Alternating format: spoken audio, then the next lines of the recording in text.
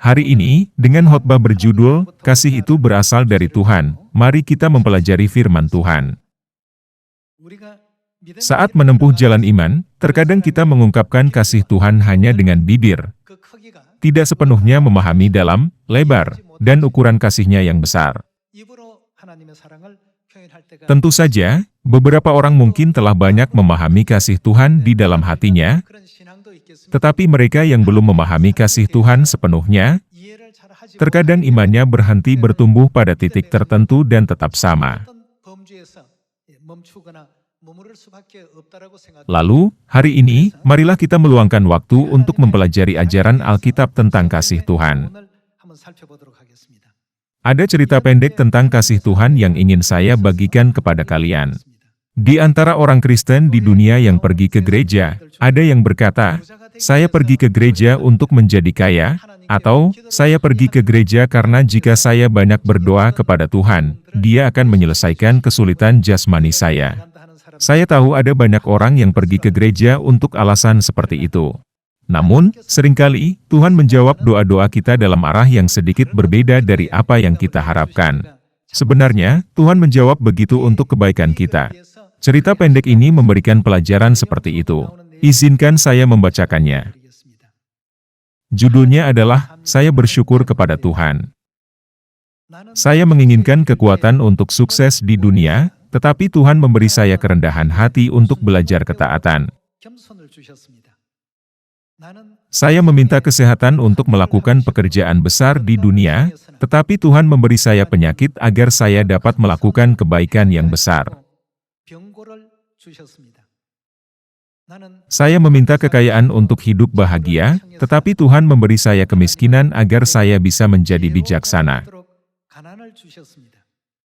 Saya memohon kehormatan agar saya bisa menjadi orang yang dihormati banyak orang. Tapi Tuhan menempatkan saya dalam situasi yang sulit agar saya bisa menjadi orang yang membutuhkan Tuhan. Saya sendirian, merasa kesepian, jadi saya meminta persahabatan duniawi, tetapi Tuhan memberi saya hati yang luas untuk mencintai semua orang dunia. Saya meminta kesenangan dunia agar saya bisa menikmati hidup saya, tetapi Tuhan memberikan jalan hidup yang menyenangkan orang lain. Meskipun saya tidak menerima hal-hal duniawi yang saya doakan, Tuhan selalu memberi saya jalan untuk menimbun berkat di sorga selama hidup saya. Saya bersyukur kepada Tuhan karena selalu memberi berlimpah-limpah. Saya menginginkan kekuatan besar untuk sukses di dunia, tetapi Tuhan menempatkan saya dalam posisi yang rendah sehingga saya dapat belajar ketaatan. Saya ingin melakukan pekerjaan besar di dunia, jadi saya meminta kesehatan jasmani kepada Tuhan, tetapi Tuhan mengizinkan saya menderita penyakit untuk membantu saya menyadari makna hidup yang lebih besar.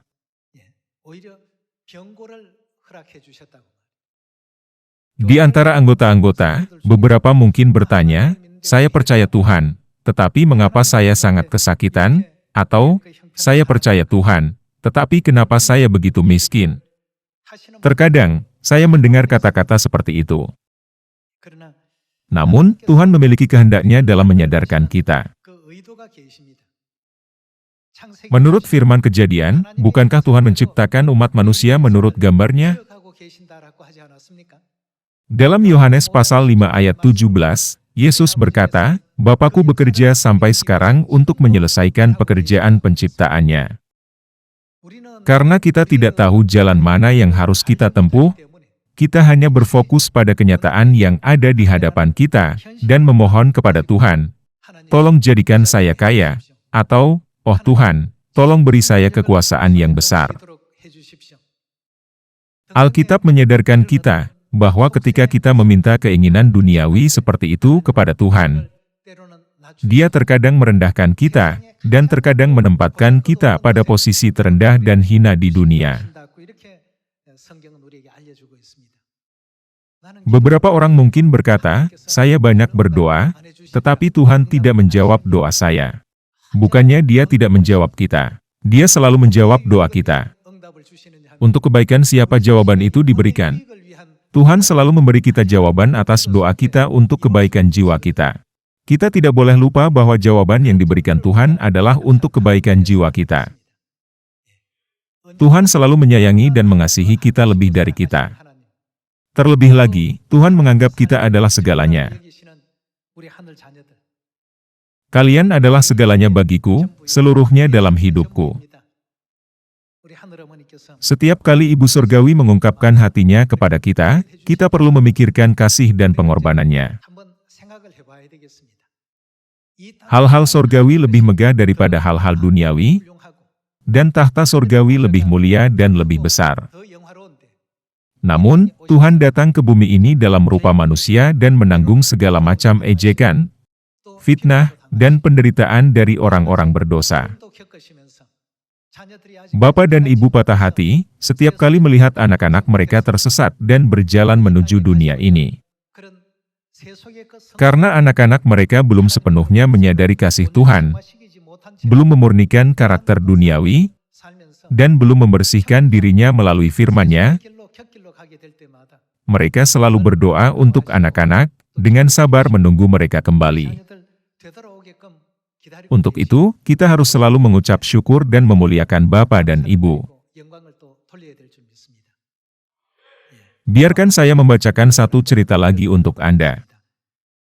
Kisah ini membuat kita berpikir, mereka yang mempunyai orang tua seperti itu dan menerima cinta seperti ini dari orang tuanya, benar-benar diberkati. Izinkan saya membacakannya sebentar. Di Amerika Serikat, ada seorang anak Korea yang diadopsi oleh seorang pensiunan jurnalis. Dia memiliki 2 kakak laki-laki dan kakak perempuan orang Amerika. Mereka dididik dengan baik dan menjalani kehidupan yang tulus. Namun, anak ini berbeda. Dia dulunya adalah anak yang baik yang mendengarkan orang tuanya dan belajar dengan giat, tetapi seiring bertambahnya usia, dia menyadari bahwa dia adalah satu-satunya yang memiliki warna kulit dan warna rambut yang berbeda di keluarganya. Kemudian, dia mulai salah arah. Dia tidak pulang sampai larut malam, minum alkohol, bergaul dengan pengganggu, dan sering berkelahi. Namun, ayah angkatnya sama sekali tidak menegurnya, melainkan menunggu dengan cinta dan selalu berdoa agar dia kembali. Suatu hari, anak itu datang kepada ayah angkatnya sambil menangis, dan berkata, "Kenapa hanya aku yang memiliki warna kulit dan warna rambut yang berbeda? Aku tidak tahu mengapa aku dilahirkan sebagai anak yang tidak diinginkan dari orang tua yang tidak bertanggung jawab. Sekarang, aku di Amerika Serikat, hanya diejek dan diasingkan oleh teman-teman. Aku benar-benar membenci orang tuaku. Aku bahkan tidak ingin hidup lagi." Setelah mendengar ini, ayah angkatnya dengan lembut berkata, "Anakku sayang, kamu bukan anak terlantar, melainkan putra dari ibu yang sangat baik. Ibumu bahkan menyerahkan hidupnya sendiri untuk menyelamatkanmu." Ayah angkatnya kemudian berbagi cerita berikut. Selama Perang Korea, ia menjabat sebagai jurnalis untuk militer Amerika Serikat. Selama retret 4 Januari, pasukan Amerika Serikat mundur dari Seoul ke Daejeon. Saat mereka melewati angin dingin yang menusuk, pengemudi tiba-tiba berteriak, "Oh, apa itu?" lalu menghentikan mobil. Mereka menemukan mayat seorang wanita yang hampir telanjang tergeletak di pinggir jalan. Dia meringkuk erat, memeluk sesuatu seolah-olah memegang harta berharga. Dia telah menanggalkan pakaiannya untuk membungkus anaknya agar tetap hangat dan aman. Di dalam pelukannya ada bayi yang baru lahir yang hampir tidak bernapas. Karena ayah angkatnya sangat tersentuh oleh cinta keibuan dari wanita itu, maka dia membangun kuburan untuknya, dan membawa anak itu ke Amerika Serikat sebagai anak angkatnya. Ketika anak itu mendengar cerita ini, dia duduk terdiam tanpa mengucapkan sepatah kata pun, dan kemudian masuk ke kamarnya. Sejak hari itu, anak itu berubah. Dia belajar dengan rajin, lulus dari Universitas Kedokteran, dan akhirnya menjadi dokter bedah toraks. Dia mengajukan diri untuk menjadi dokter militer dan dikirim ke Korea. Setibanya di Korea pada hari musim dingin, dia pergi mencari makam ibunya, yang diceritakan oleh ayah angkatnya. Di depan makam ibunya, dia melepas pakaiannya dan berlutut, menangis sepanjang malam, lalu berbisik padanya, "Ibu, hari itu pasti jauh lebih dingin, bukan? Ibu." Ini adalah isi cerita tersebut. Dalam cerita tersebut, dia tidak hanya diadopsi, tetapi ibunya mati-matian berusaha menyelamatkannya dan akhirnya meninggal setelah menyelamatkan nyawanya. Setelah dia mengetahui kebenaran yang begitu memilukan tentang ibunya, dia menjadi dokter bedah yang hebat. Beginilah akhir cerita ini. Pada awalnya, anak tersebut membenci orang tuanya, tetapi kemudian, ia menyadari bahwa orang tuanya bukanlah orang yang harus dibenci. Sejak Perang Korea berkecamuk, sang ibu pasti berpikir bahwa cara terbaik untuk menyelamatkan anaknya adalah membungkus anaknya dengan semua pakaian yang dikenakannya untuk menjaga suhu tubuh anaknya.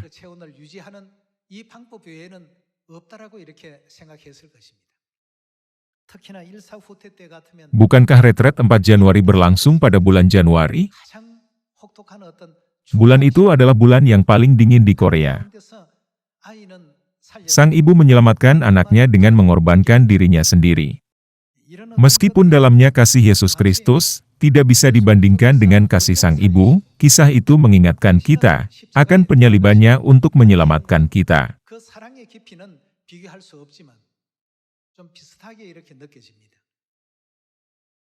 Bagaimana orang ini menjalani hidupnya setelah itu untuk ibunya yang telah meninggal baginya? Bahkan jika kita tidak memikirkannya secara mendalam, dia pasti akan menjalani kehidupan yang jujur dan memberikan kontribusi yang signifikan kepada masyarakat sebagai dokter yang hebat. Demikian juga, jika kita tidak memahami atau menyadari pengorbanan Bapa rohani dan Ibu rohani bagi kita, jika kita hanya memahaminya sebagai peristiwa yang terjadi 2000 tahun yang lalu, dan gagal mengukirnya di dalam hati kita, kita hanya akan menganggap pengorbanan Tuhan yang agung itu hanya sebagai cerita atau dongeng.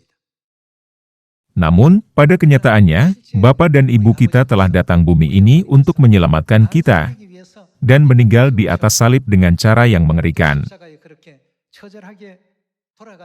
Kita harus selalu ingat bahwa Tuhan menjalani kehidupan seperti itu karena satu alasan, keselamatan kita. Oleh karena itu, saya ingin meminta semua saudara-saudari Sion untuk membagikan kepada sesama kita kasih yang telah Bapa dan Ibu Surgawi berikan kepada kita.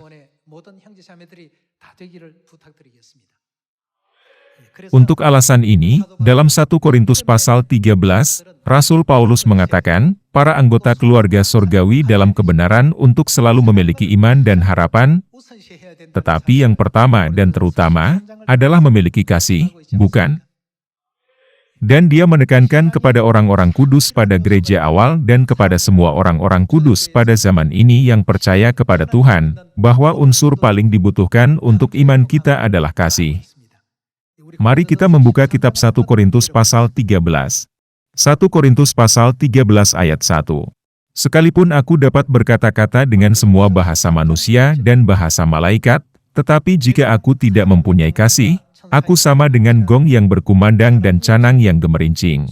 Sekalipun aku mempunyai karunia untuk bernubuat dan aku mengetahui segala rahasia dan memiliki seluruh pengetahuan, dan sekalipun aku memiliki iman yang sempurna untuk memindahkan gunung, tetapi jika aku tidak mempunyai kasih, aku sama sekali tidak berguna. Dan sekalipun aku membagi-bagikan segala sesuatu yang ada padaku, bahkan menyerahkan tubuhku untuk dibakar, tetapi jika aku tidak mempunyai kasih, sedikit pun tidak ada faedahnya bagiku. Alkitab dengan jelas mengajarkan kepada kita, bahwa iman dan harapan kita tidak ada artinya, ketika kita mengecualikan kasih dari kehidupan iman kita. Mari kita lanjutkan dengan ayat 4. Kasih itu sabar, kasih itu murah hati, ia tidak cemburu. Ia tidak memegahkan diri dan tidak sombong. Ia tidak melakukan yang tidak sopan dan tidak mencari keuntungan diri sendiri. Ia tidak pemarah dan tidak menyimpan kesalahan orang lain. Ia tidak bersukacita karena ketidakadilan, tetapi karena kebenaran. Ia menutupi segala sesuatu, percaya segala sesuatu, mengharapkan segala sesuatu, sabar menanggung segala sesuatu. Kasih tidak berkesudahan, nubuat akan berakhir, bahasa roh akan berhenti, pengetahuan akan lenyap. Semua nubuat, bahasa, dan pengetahuan akan lenyap seiring waktu. Namun, ada satu hal yang dapat kita bawa sampai akhir, ke kerajaan sorga, itu adalah kasih. Bukankah kerajaan Tuhan adalah kerajaan kasih? Alkitab mengajarkan bahwa kasih itu ada sampai selamanya.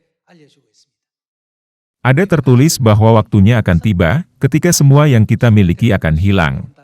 Namun, kasih itu tidak akan pernah berakhir, akan ada selamanya. Mari kita beralih ke ayat 12.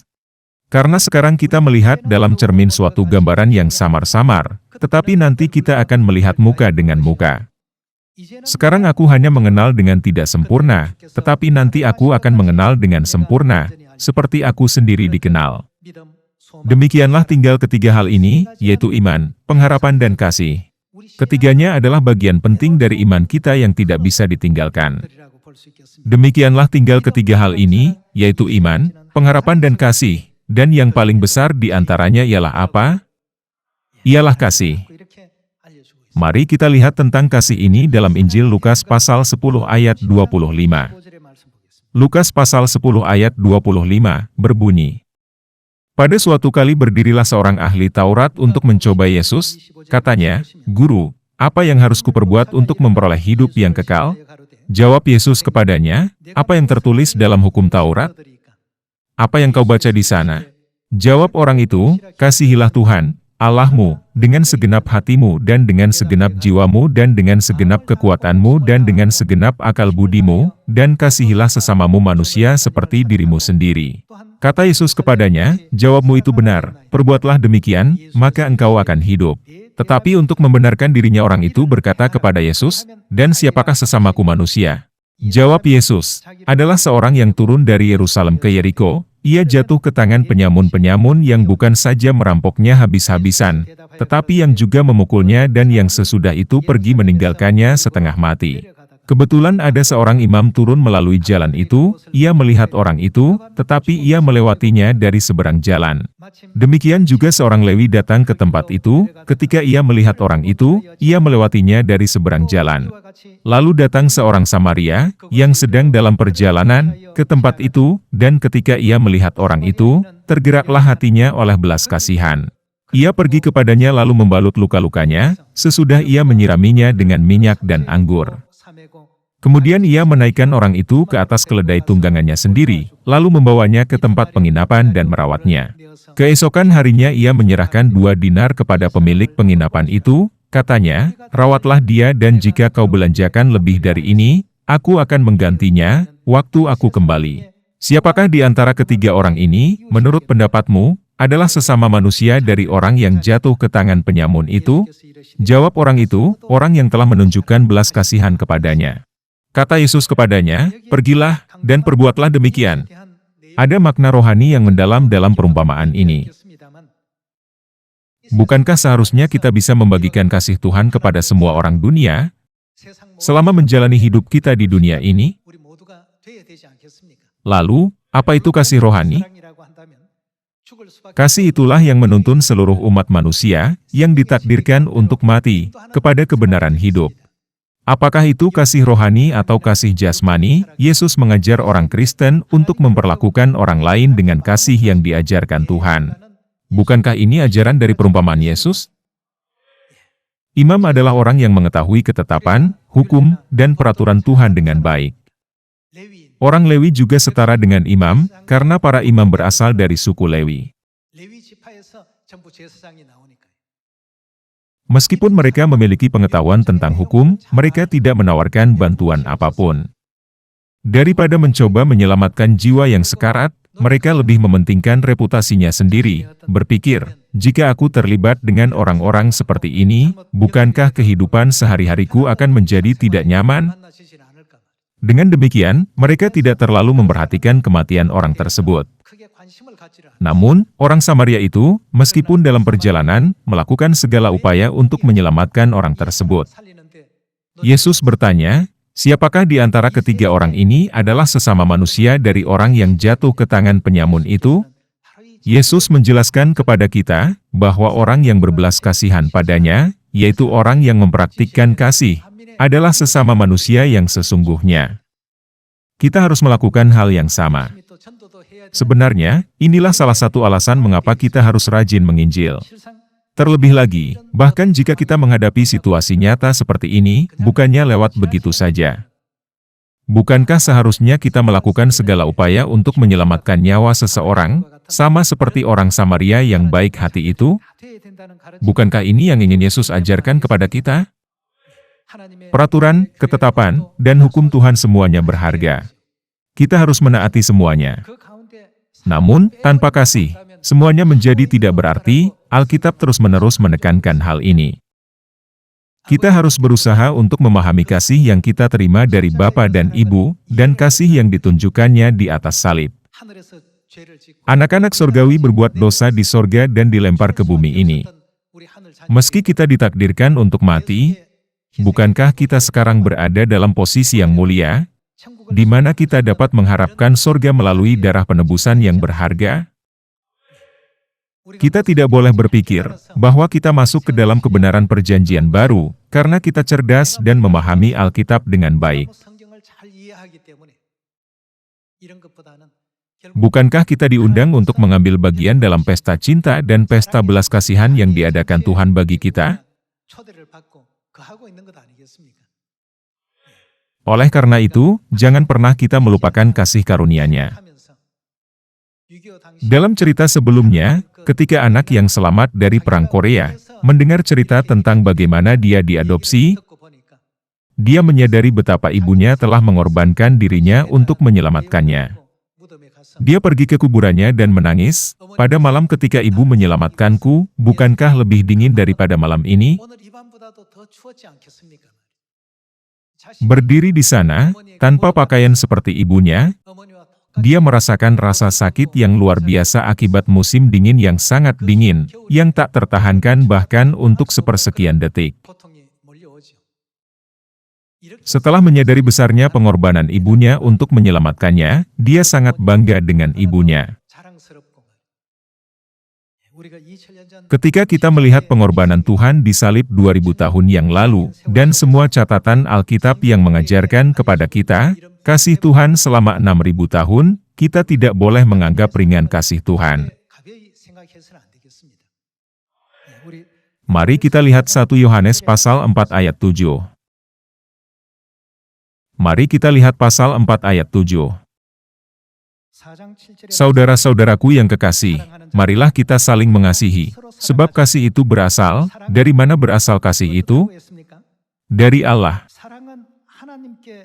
Alkitab bahasa Inggris menjelaskan frasa ini, kasih itu berasal dari Tuhan, sebagai kasih itu datang dari Tuhan. Setiap orang yang mengasihi, lahir dari Allah dan mengenal Allah. Ayat 8. Barang siapa tidak mengasihi, ia tidak mengenal Allah, sebab Allah adalah kasih. Dalam hal inilah kasih Allah dinyatakan di tengah-tengah kita, yaitu bahwa Allah telah mengutus anaknya yang tunggal ke dalam dunia, supaya kita hidup olehnya. Inilah kasih itu, bukan kita yang telah mengasihi Allah, tetapi Allah yang telah mengasihi kita dan yang telah mengutus anaknya sebagai pendamaian bagi dosa-dosa kita. Saudara-saudaraku yang kekasih, jikalau Allah sedemikian mengasihi kita, maka haruslah kita juga saling mengasihi.